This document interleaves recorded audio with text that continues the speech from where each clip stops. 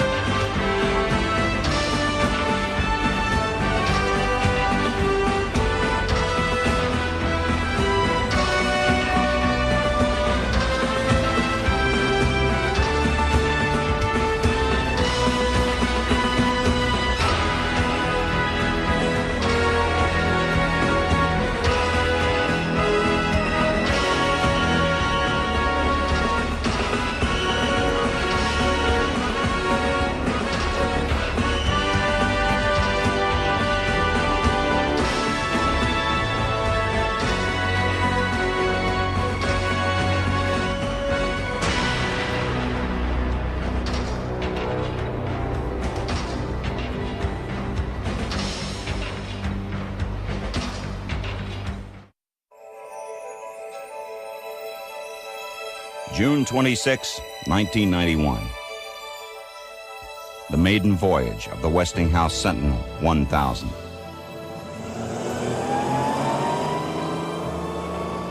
With the command up ship, she rises from her launch pad and regains for the airship a mission lost for over 30 years, a military role for lighter-than-air vehicles.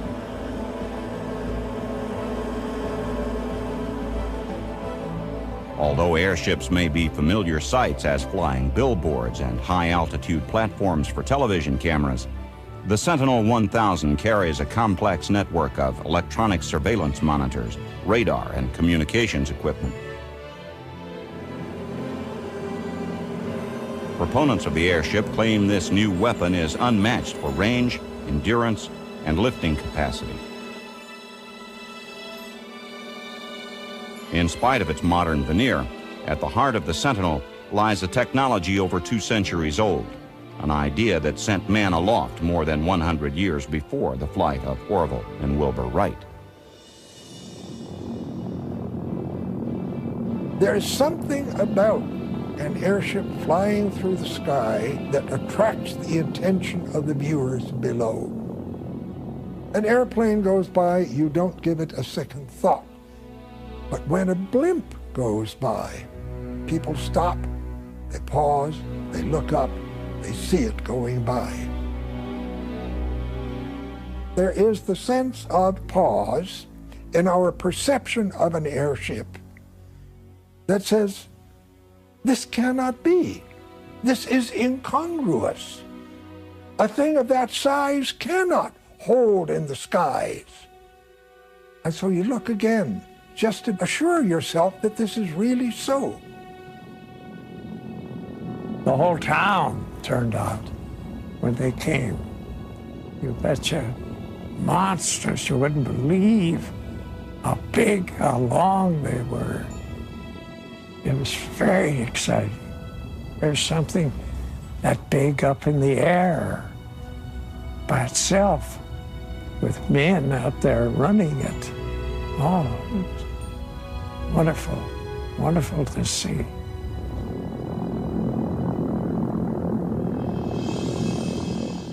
On June 5th, 1783, 2 Frenchmen, Joseph and Etienne Montgolfier, launched the first lighter-than-air balloon. The craft was a giant silk and paper bag held airborne by hot smoke. 2 months later, a crowd of 50,000 Parisians cheered as Professor Jacques Charles' first hydrogen balloon took flight. It got away from them and landed in a village, and the peasants thought it was the work of the devil, and they attacked it with pitchforks and tore it to pieces. Between the middle of the 19th century and the end of the 19th century, different kinds of people were trying to work out some way in which you could make a balloon dirigible. You could make it steerable. You could apply some power to it so it could move through the air under its own direction.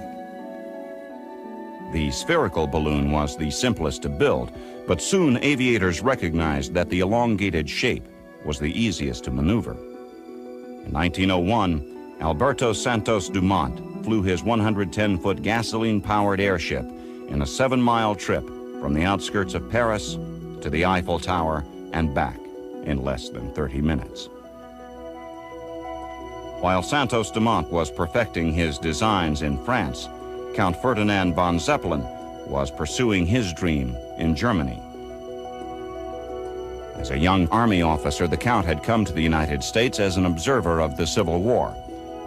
It was while witnessing balloons in combat that his fascination with lighter-than-air flight began. Balloons and blimps are non-rigid airships. Zeppelin designed rigid airships. These aircraft were built with an internal metal superstructure. Hydrogen gas was contained in cells inside the structure. From the first flight of his LZ-1 in 1900 to the start of World War I, Count Zeppelin launched 25 different airships. Although most met with disaster, Ferdinand Zeppelin remained committed to his dream of airship travel. In 1909, the Count launched the world's first commercial airline, called DELAG.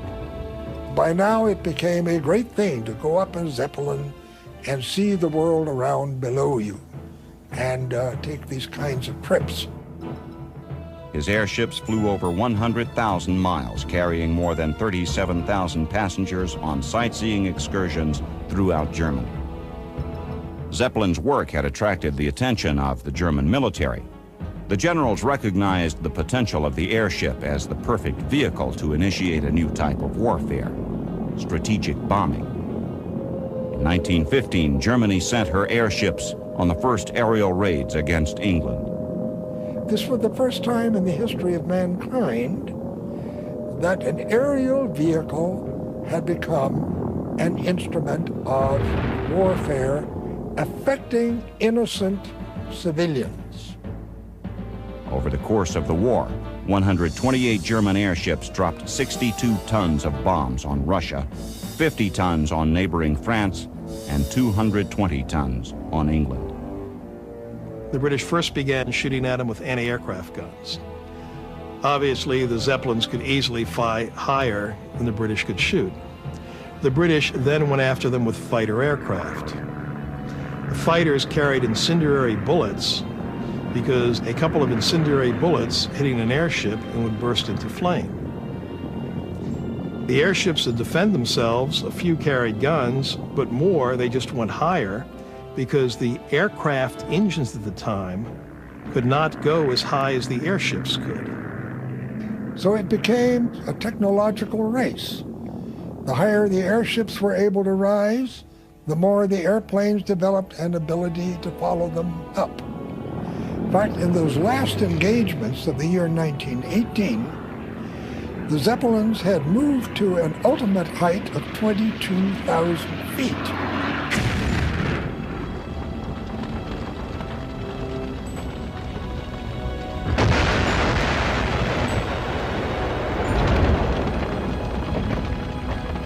They did kill somewhere between 500 and 600 men, women, and children, almost all of whom were non-combatants. But still, these Zeppelin trips were very much hit and miss propositions. The German army stopped using Zeppelins in the late winter of 1917. They simply found them too difficult to handle, too unreliable, too open to the vagaries of the weather, and not worth the cost and the effort of building, maintaining, stationing, and servicing them.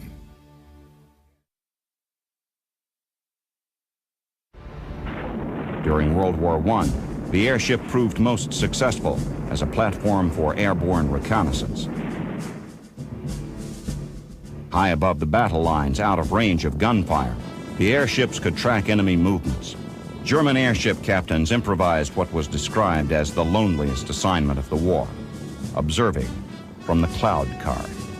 The cloud car was a device which let the Zeppelin fly very slowly or even hover above the clouds, and on a cable lower an observation car below the clouds so that the observer could get the intelligence they wanted, telephone it up through a telephone cable to the airship, or be retracted. As dangerous as it must have been, this job had no shortage of volunteers. The crews relished the chance to drift far below the hydrogen-filled mothership and enjoy a pastime that was strictly forbidden above, smoking a cigarette.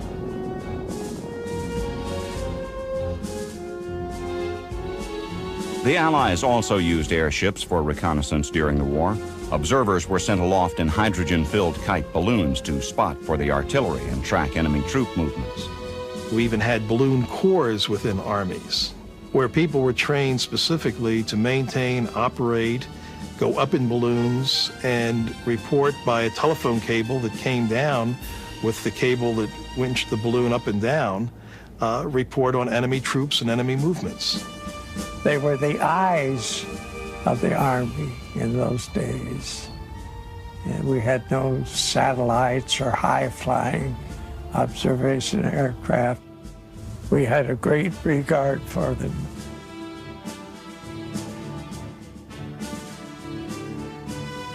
They were, of course, favorite targets of aircraft. And what happens, the bullet goes through the balloon, and of course the pilot jumped out. The balloon burns inside, and suddenly, in a big poof, it just explodes like a bag, a paper bag. It's scary to see how quick it all happens.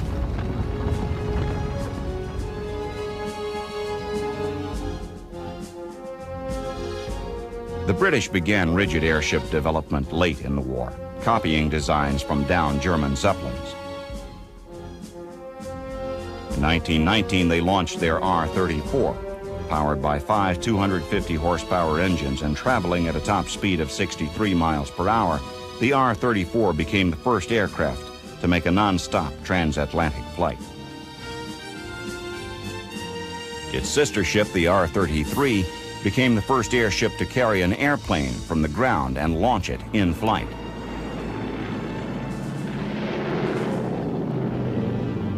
In 1925, an accident on its mooring mast proved the value of gas cell design of rigid airships. Even with extensive damage to its nose, the R-33 landed safely. In the late 1920s, the British introduced original designs not based on the Zeppelins, the enormous R-100 and R-101. But in 1930, the R-101 exploded in a storm. The R-100 was soon grounded and sold as scrap, ending the British rigid airship program. Rigid airship development took a different but tragic course in the United States. Today, the only reminder of the giant American airships are the hangars which once housed them, one in Lakehurst, New Jersey, and another in Sunnyvale, California. Looming 200 feet above the surrounding landscape, these metal caverns dwarf the planes of today. But at one time, they were just large enough to accommodate the airships of the U.S. Navy, and with them, the dream of American military, eyes in the sky. This dream started at the end of World War I. With the Germans vanquished, America now faced a potential new threat, the Japanese Navy. To counter this threat would require new measures as anticipated in a war document known as Plan Orange. Constructed around the idea of a huge fleet battle between the U.S. and Japanese navies, it motivated planners to request airships. The hope was to develop an aerial scouting capability for the Navy. America embarked on a program to build a rigid airship of its own, based on plans drawn up from an outdated German Zeppelin forced down in France during the First World War. The finished product, while not revolutionary in performance, lived up to its planners' expectations and gave the U.S. its first experiments with airship operations. The Shenandoah brought America into airship operations, and it seemed that we were on our way to a true lighter-than-air arm for the Navy. More ships were needed. Ironically, the next airship delivered to the Navy would come from an old enemy. Germany was no longer allowed to build their own rigid airships by the Allies, and so the Zeppelin Company was really out of business, except that they owed the United States an airship, and that turned into the Los Angeles. Delivered across the Atlantic, filled with potentially explosive hydrogen gas, the Los Angeles was slated to be filled instead with helium. Unfortunately, the Navy had only enough helium for one airship. The answer? Hang the Shenandoah in the hangar and pump its gas into the Los Angeles. This began a series of remarkable test flights in the safest airship the U.S. ever owned. Still, it was subject to the whims of the weather, the only real enemy a peacetime dirigible faced. It wasn't as rigid as you might think. The Los Angeles used to get out over the North Atlantic occasionally, and we'd hit some wild weather up there sometimes, and with winds and stuff, and it would bend. You could see it moving. Other than that, the storms are, well, we didn't fly normally in storms if we could help it. After these trials, it was time for an overhaul, and the helium was pumped back into the Shenandoah. Gliding over Ohio early on a September morning in 1925, the Shenandoah was overcome by a storm. After a brutal beating, the airship could no longer take the stress and began to break up. By 5:30 that morning, she was a tangle of aluminum and canvas in an open field, and 14 of the Navy's best airshipmen were dead.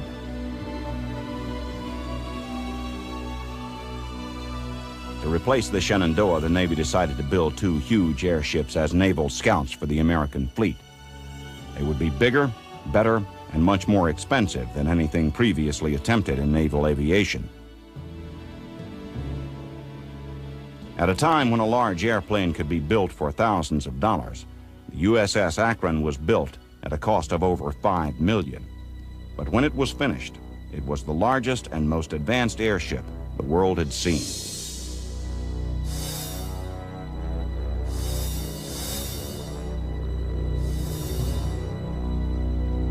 She seemed invincible, but was as fragile as any airship.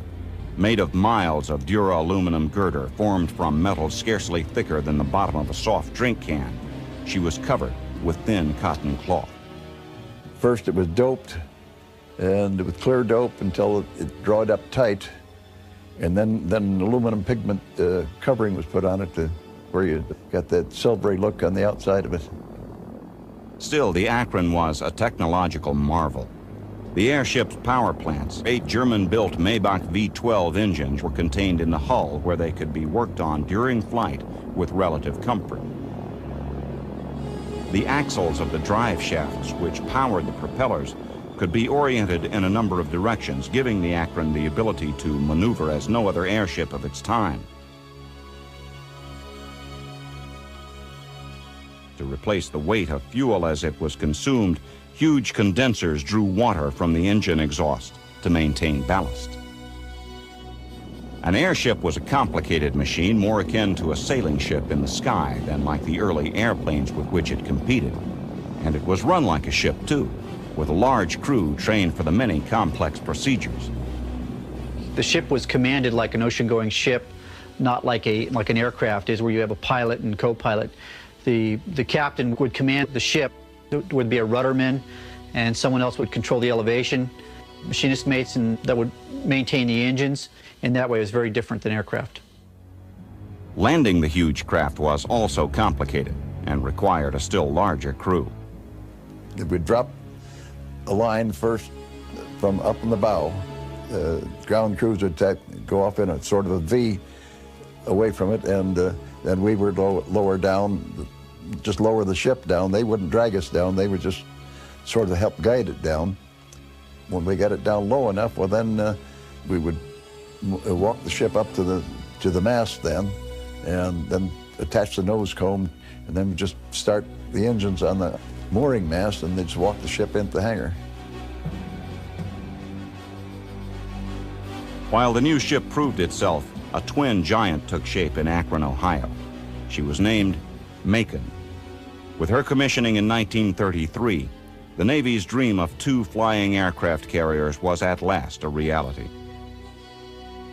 The Akron would patrol the Atlantic, the Macon the Pacific.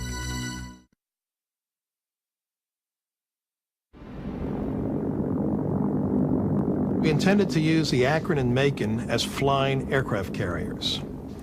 And the concept developed for them in the 20s and 30s was that these airships would fly ahead of the surface fleet and would periodically launch scouting aircraft that would fan out over the water and look for the enemy fleet to give us early warning of the approach of enemy ships.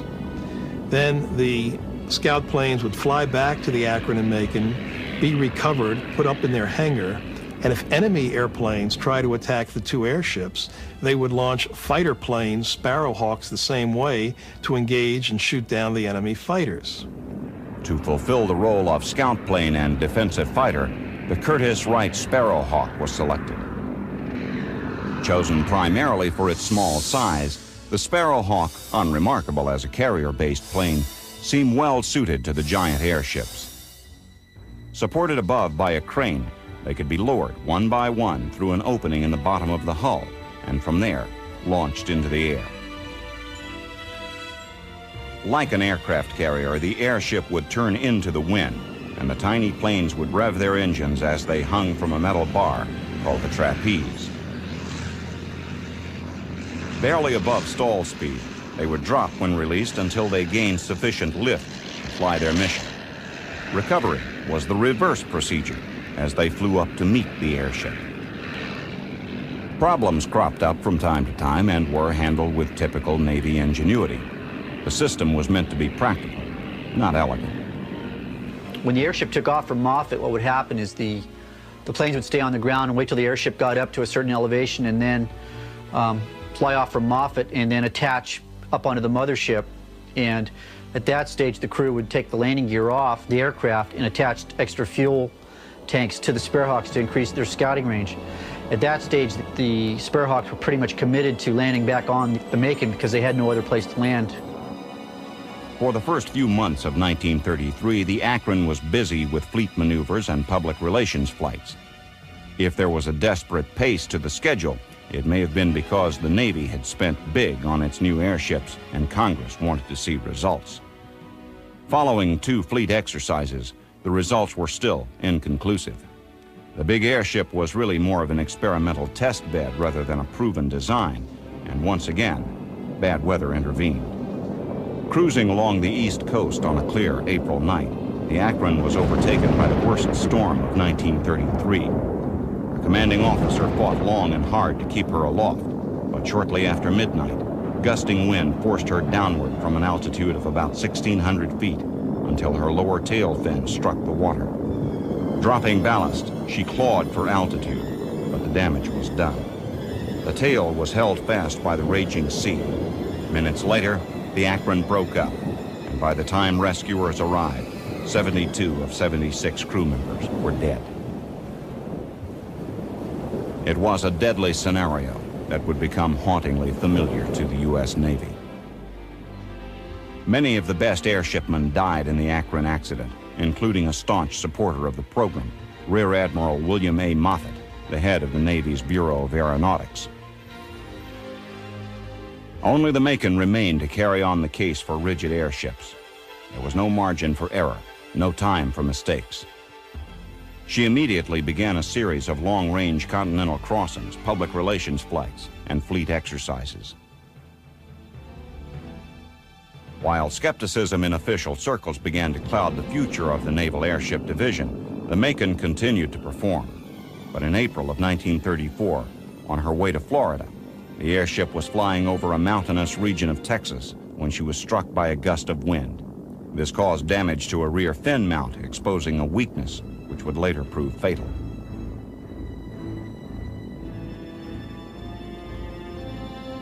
Operating off the coast of California, the Macon participated in extensive fleet exercises in February of 1935.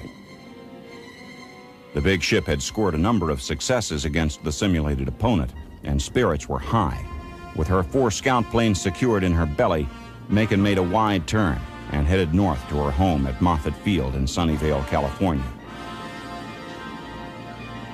Back on February 12, 1935, when the Macon was trying to reach Moffett Field, they were a few miles from the coastline, and there was a moderate storm off the coast that they were running into. When they started having problems with steering the ship, they deduced that they were losing lift in 2 helium cells. At that stage, the captain decided to start a series of maneuvers to try and stabilize the ship. One of them was to drop some ballast because he lost his lift. So the crew was ordered to drop some ballast. They tried to use the dynamic lift of the propellers, and they were configured to try and steer the ship vertically. As the Macon rose above her service ceiling, she began to bleed precious helium. Losing lift, she fell towards the sea, and Commander Wiley ordered the crew forward to prepare to abandon ship.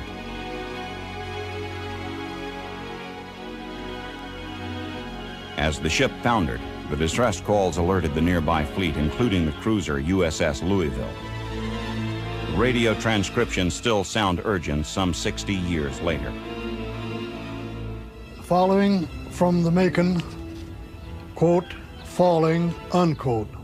All ships turn on searchlights and cover assigned sectors. Do not set off rockets or flares. Report direct to the Commander-in-Chief of the U.S. Fleet when survivors are picked up. It's always rough off Point, sir, but it was really rough that day. And all I could think about, those guys falling in the sea, they haven't got a chance. The Navy ships picked up 81 of the 83 crew members, but as the Macon slipped slowly beneath the waves, it signaled the end of the rigid airship in the United States. The ink was still wet in Versailles when the Zeppelin Company was forced to fight for its very existence. But in 1925, the restrictions were finally lifted. The airship makers set out to build another rigid under the leadership of Dr. Hugo Echner, a dynamic and charismatic man. Money was found, and the airship LZ-127 was built. Named the Graf Zeppelin, by airship standards, it was a luxury liner. But it appeared more like a World War I Zeppelin. It was called the Lucky Airship, but its long history of safe flights had another origin. It was lucky because Dr. Hugo Echner flew it with absolutely intensive caution. He never risked his airship for anything. He was perfectly willing to be half a day late somewhere if he had to take a course of action that took the ship on a different course because he felt it was the safer thing to do. Under Echner's able leadership, the Graf Zeppelin covered over 1 million miles, more than any airship before or since. The Graf Zeppelin made hundreds and hundreds of different trips. A flight to Italy, a flight to Romania, a flight to Bulgaria, a flight to Russia. This is the ship that went all the way around the world. In 1929, The round-the-world flight was Echner's triumph and the realization of the dreams of the visionary Count Zeppelin. As the Zeppelin Company weathered the Great Depression, another giant was taking shape at Friedrichshafen. the Hindenburg was conceived in the fall of 1930 as a successor ship to the Graf Zeppelin. But once again, a key question dogged the designers. To fill the new airship with hydrogen, abundant and cheap, but dangerous, or helium, safe but nearly impossible to get from America, the only source. The Congress had made very stringent laws against the export of helium, except at 1 cubic foot at a time for scientific experimental purposes. And so, the airship flew with hydrogen. 1936 saw the Hindenburg fly to America 10 times and to Brazil 6 times.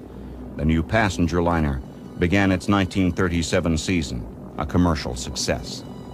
There are a number of important persons on board. Then chance, aided by the choice of hydrogen for lift, once again intervened.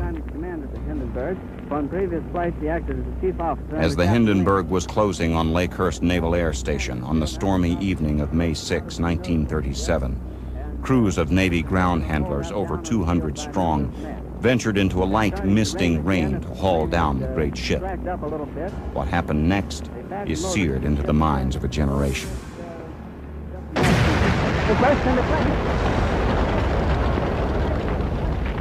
There was a shudder throughout the airship.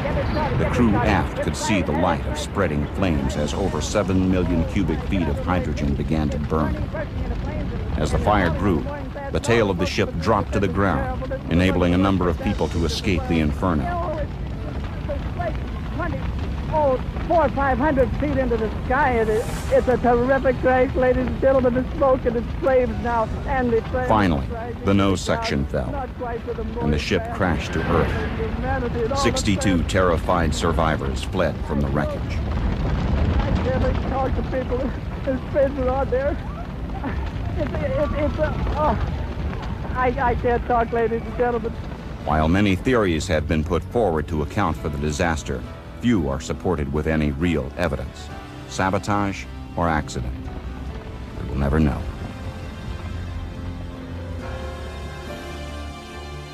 At this moment, another hydrogen-filled ship was cruising a few thousand feet above Europe. It was the lucky ship, the Graf Zeppelin. The news flashed to the ship's captain and was kept from the passengers until landing. Within months, the Graf was retired to a German museum, and the nation that developed the rigid airship moved to conquer Europe. Soon, the airplane would carry the swastika and tons of explosives to new lands. Many believe the fiery crash of the Hindenburg marked the end of the useful life of the airship. But by the end of World War II, more dirigibles were in the air than at any other time in history. Blimps were commissioned by the United States Navy to escort convoys and scout for the German U-boats that were devastating shipping lines. Here, the blimps would serve as long-range eyes for the convoys, and if they spotted a submarine, they would radio to the convoy or the escort commander. To some degree, they were more efficient than aircraft because they could be kept up during the entire transatlantic voyage of the convoy. Convoy duty was long and boring, really. You had to stay diligent. You met them at dawn, wherever your assignment was, and you stayed with them until dark. The mainstay of the U.S. blimp fleet was the K-class dirigibles. The 168 blimps launched by the Navy during the war, 134 were K ships. The K-types were the only airships that were actually used in wartime patrol. We had a 50 caliber machine gun fore and a 30 caliber aft, and we carried 4 Mark 7 depth charges. They were 550-pound depth charges. Blimps would search for enemy submarines using magnetic airborne detectors known as MAD, or MAD gear. MAD gear would pick up any bulk mass, and many times it picked up schools of fish, and many of us bombed schools of fish. MAD was most effective the closer you got to the surface of the water. So it was a rather dangerous to be flying that kind of patrol. It was standard procedure on lighter than air to carry a knife on your belt. The knife on your belt was intended to, should they crash, cut your way through the bag to get yourself out of there, because the helium is like water and you can't breathe it. And you'll drown in helium. If they sighted a submarine, they themselves were so slow that they could only marginally bring an attack against the submarine. Here, manned aircraft, either land-based or aboard carriers, were much more efficient.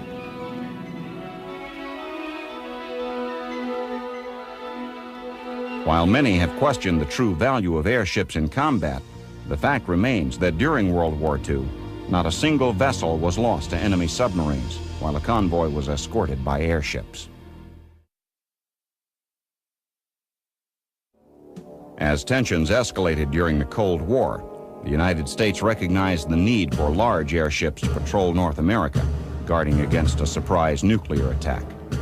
There was a whole new interest in non-rigid airships to use as radar platforms.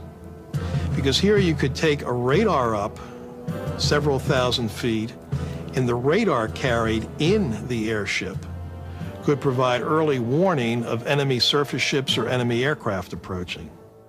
A new series of non-rigid blimps called the ZPG class were delivered in 1952. The ZPG blimps were fitted with 3 onboard radar systems and a large radar dome beneath the gondola. Nearly 100 feet longer than the World War II K-class dirigibles, the airships carried almost 1 million cubic feet of helium and cruised at 80 miles per hour.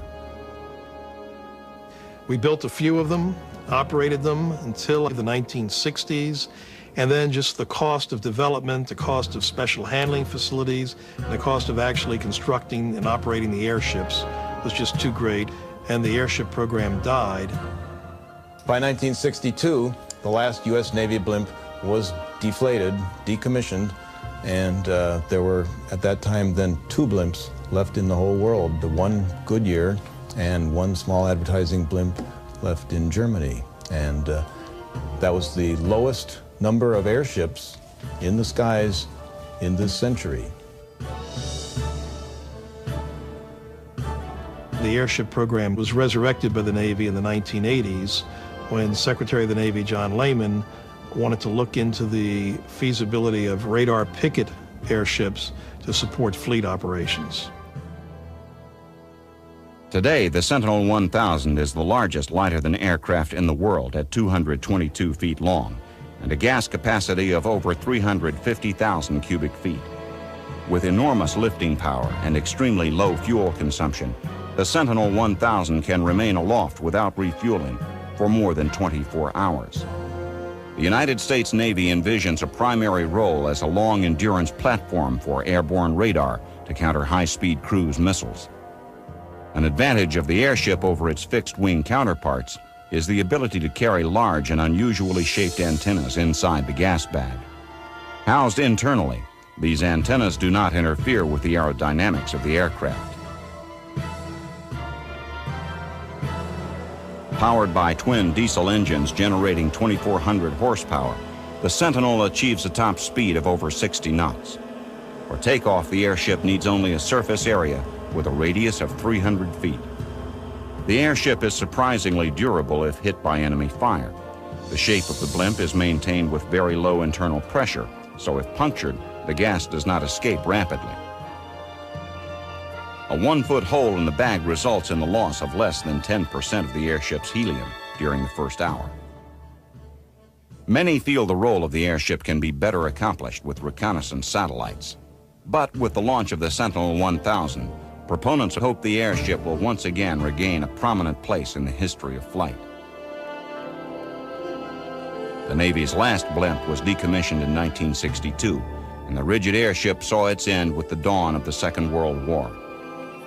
But somewhere below the cold waves of Point Sur, California, lies the wreck of the USS Macon. With it are the last artifacts of a vanished era of aviation history. In the late 80s, members of the Monterey Bay Aquarium Research Institute, known as MABARI, found a fragment of the Macon which had been residing literally under their noses. We were looking for more clues as to where we might be able to find the Macon's location.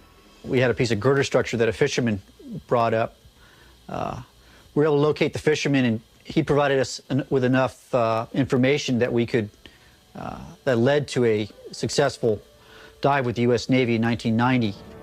The Seacliff crew were able to find the main debris field pretty much as advertised within about 10 minutes. So I was very relieved that everything went so well. It was very exciting. With this tantalizing discovery, events quickened. A more thorough effort was mounted through the Institute, and their research vessel headed out to sea.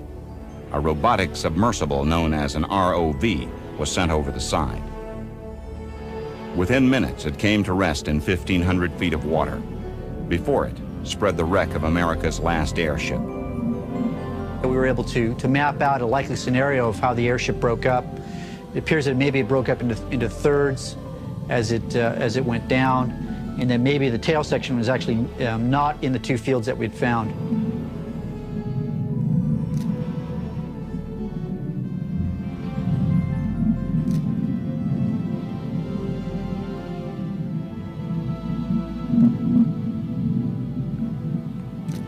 The years in salt water have taken their toll of the airship's delicate framework, yet many recognizable pieces of the Macon remain, scattered across the ocean floor like some huge broken toy.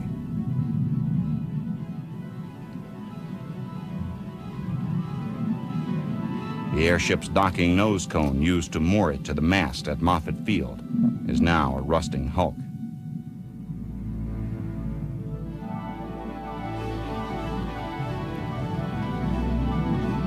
The carcasses of the huge Maybach engines once powering the Macon at over 80 knots now sit silent, filled with silt and seawater.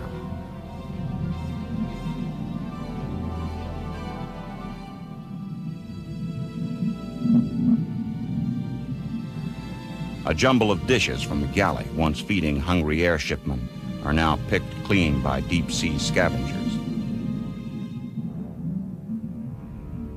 A burst fuel tank, others of which were thrown overboard in 1935 in desperate efforts to keep the airship buoyant in its last moments, are now a haven for shy fish. The door to the control car laying flat, surrounded by wire, cabinets, and other tools of command, all lie undisturbed.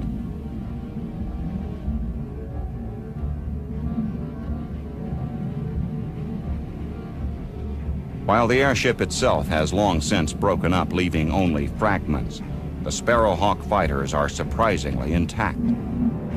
Resting on the bottom in their hangared configuration, they aim useless gun sights at opponents that long ago passed into history. The cockpits, filled with silt now, still display their rudimentary instrumentation. Saltwater has attacked the aircraft hulks, long ago stripped of their covering fabric. Yet on one wing, the insignia can still be seen.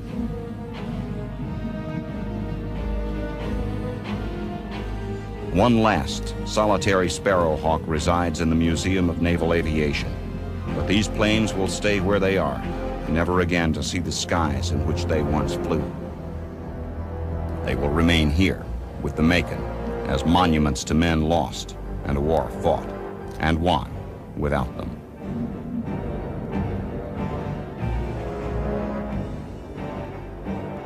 Today, the big hangar at Moffett Field in Sunnyvale still waits, doors ajar, for the return of the ship for which it was built. The airships will not return, but they were a gracious and once visionary piece of aviation history.